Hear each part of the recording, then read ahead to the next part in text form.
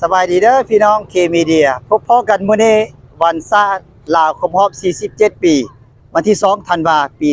2022เนาะตอนนี้อยู่ที่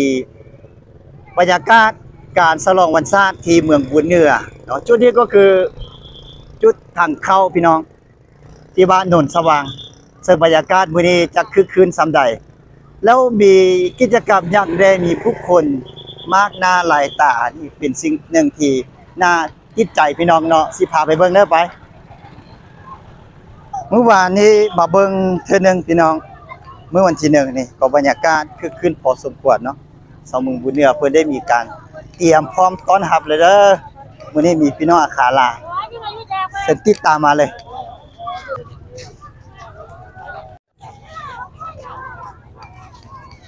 นี่เป็นทางเข้าผู้คนภายใน66บ้านทั่วเมืองบุญเหนือนี่กำลังไล่กันมาเพื่อจะไปเที่ยวชมตลาดนี่ไปเบิ่งเด้อพี่น้องเด้อ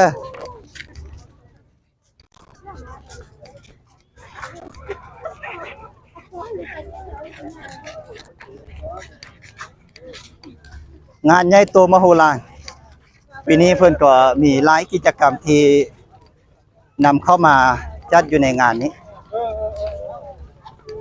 เอาติดตามไปพร้อมเด้อพี่น้องเด้อผู้คนเป็นพันๆคนที่เข้าร่วมในกิจกรรมนี้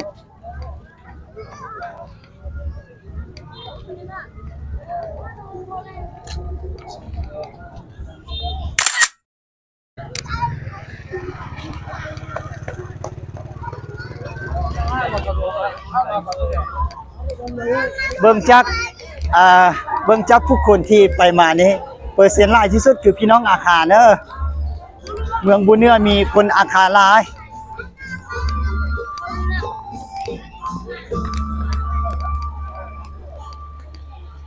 เป็นขบวนฟดฟื้นพอสมควรเนาะฝนกำลังสิตกแล้วพี่น้องฝนกำลังมานำไปเบิ่งเด้อพี่น้องบรรยากาศดีเคมีเดียก็มาครั้งแรกคือกันเมื่อก่อนได้ยินแต่ผู้คนเล่าขานกันว่าเบิกบานมือซื่น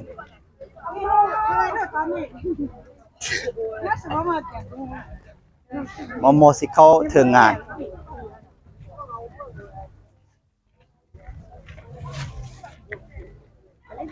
หลายสิได้เก็บภาพบรรยากาศไว้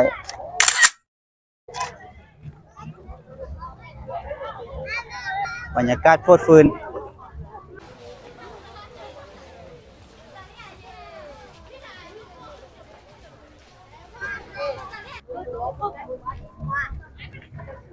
หลายอย่าง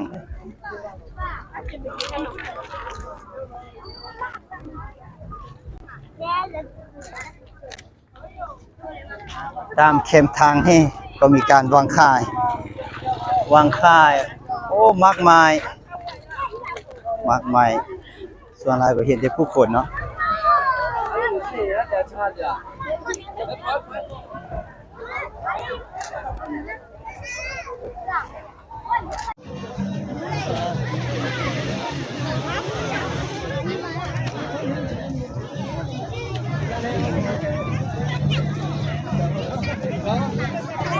คนมาเลยเด้อพี่น้องเด้อ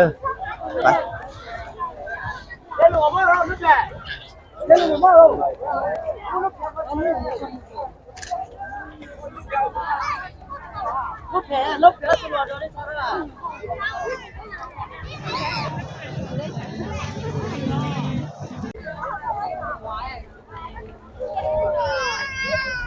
ปางบุญท่าหลวงพี่น้อง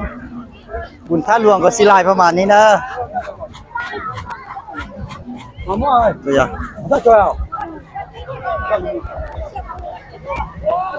จุดนี้เป็นทางแยกเข้าพี่น้องเนาะจะเป็นเดินกว้างซึ่งเป็นบอลจัดกิจกรรมใหญ่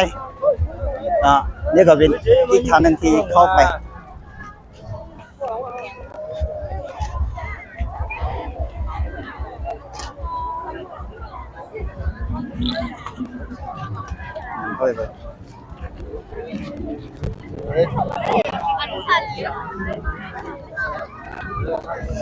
ระเบียบสัวข่าวเกี่ยวกับการคุ้มครองตลาดนัดวางแสดงขายสินค้างานเฉลิมฉลองวันชาติที่2ธันวาเนาะ ผมว่า47ปีของการค้าได้พี่น้องนะเพิ่นได้มีการวางระเบียบอย่างเข้มงวดนะสิเห็นรูเลยบ่ได้บ่รวมแล้วตั้งแต่ปากประตูเข้ามาถึงอยู่จุดนี้คือมาเบิ่งทุกคนเนาะทุกคนเป็นขบวนการ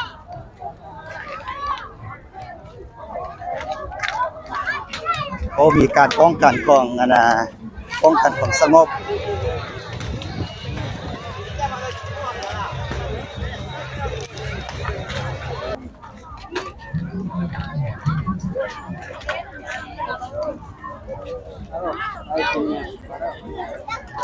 กระบวนการนี่หลากหลายเด้อพี่น้องจากน้อยตอนแรกประมาณ 1:30 นาทีเพิ่นจะมีการจัดการแข่งขันกีฬาอยู่ที่นี่เนาะผู้ใดบ่เคยมาที่เมืองบุญเหนือเด้อสามารถมาได้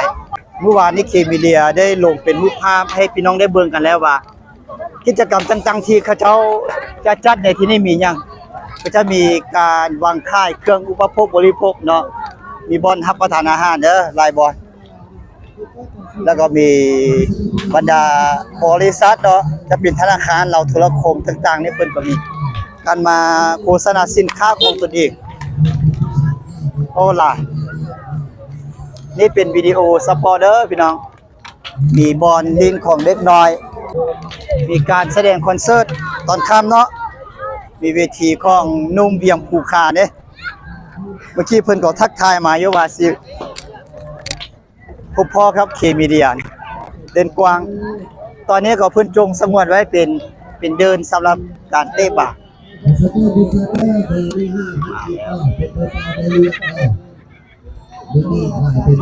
ธนาคารการค้าบรรยากาศคึกคืนเด้อพี่น้องเด้อมาชมกันได้บ่เสียค่าจองปีคอนเสิร์ตนี่จะมีตอนแรกเนาะช่วงหัวค่ำจนไปจำเด็กๆหน่อยนึงนี่บอลดินของเด็กน้อยไว้ตอนนี้เพียงแค่พารอเบิ่งบรรยากาศของที่นี่เด้อ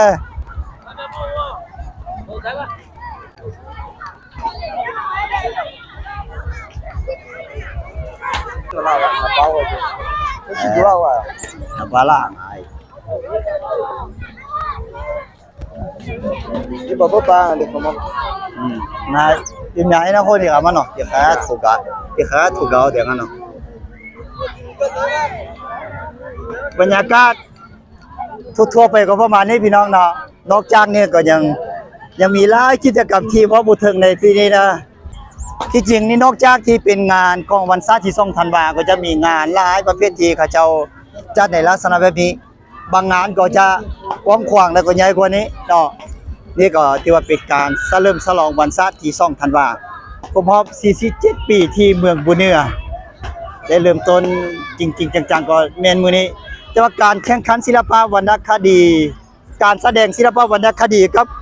การแข่งขันกีฬาประเภทต่างๆเพิ่นก็ได้มีการดำเนินมาเป็นเวลาหลายมื้อเติบแล้วมื้อนี้ก็จะเป็นมื้อชิงชนะเลิศของบันเตะเนาะพี่น้องมาเบิ่งกันได้จักหน่อยสิไปทักทายเบิ่งภาคส่วนที่เป็นพ่อค้าแม่ค้าเด้อรายละเอียดของเนื้อในกับบรรยากาศของงานนี้พี่น้องสามารถติดตามได้ที่ข่าวห้องการแถลงข่าววัฒนธรรมและท่องเที่ยวเมืองบุญเหนือเด้อแล้วก็อีกบนนึงก็คือเพจของเคมีเดียเนาะจะรายงานอยู่ในที่นั้น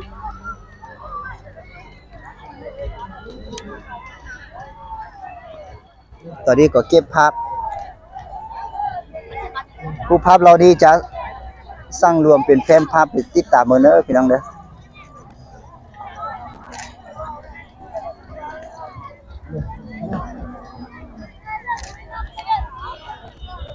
สำหรับงานนี้ที่เป็นจุดเด่นทุกคนจะต้องมาเบิ่งก็คือเห็นพี่น้อง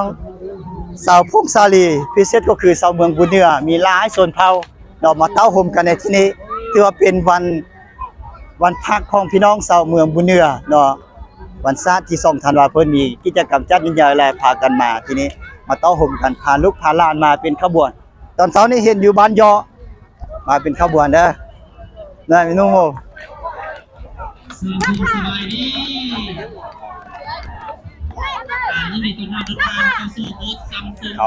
สำหรับลูกค้าหรือว่าพ่อแม่พี่น้องที่ไปไกลมาเนาะวันนี้สุดซัมซุงเรานำโปรโมชั่นนั่นเองเนาะเป็นกำไรให้กับลูกค้าโทรศัพท์ทุกหน่วยจะ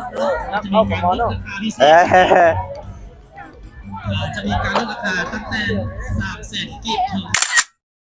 โมบิกแน่นอนเนาะ300,000 กิกถึง1 ล้านกิกต่อหน่วยและที่สำคัญเขามีประกัน1 ปีเนาะตอนนี้ผู้คนหลายแล้วปิน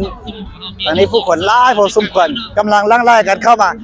คนจะไล่ที่สุดก็คือช่วงระยะเวลาประมาณ2 โมงแล้วพี่น้องตอนนี้ก็11 โมงปลายแล้ว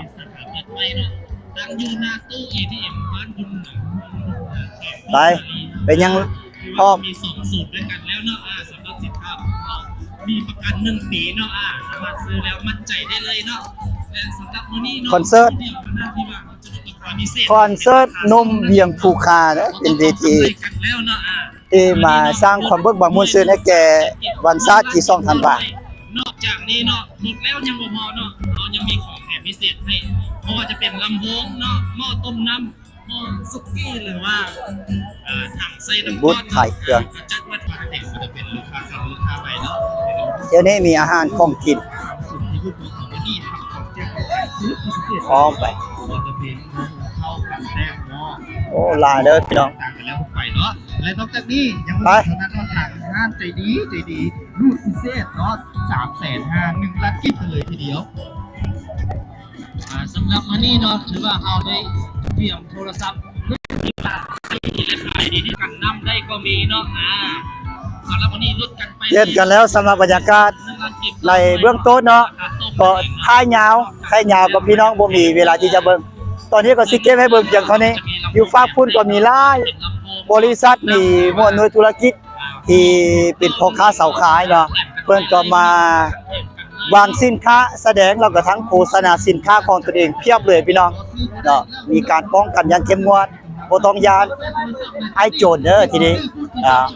สำหรับบรรยากาศของเบื้องต้นขอจบลงเพียงเท่านี้ขอขอบใจทุกท่านที่ให้เกียรติติดตามรับชมรายละเอียดติดตามรับชมได้อยู่ในเพจเคมีเดียครับข่าวที่จะถ่ายทอดออกมาเด้อ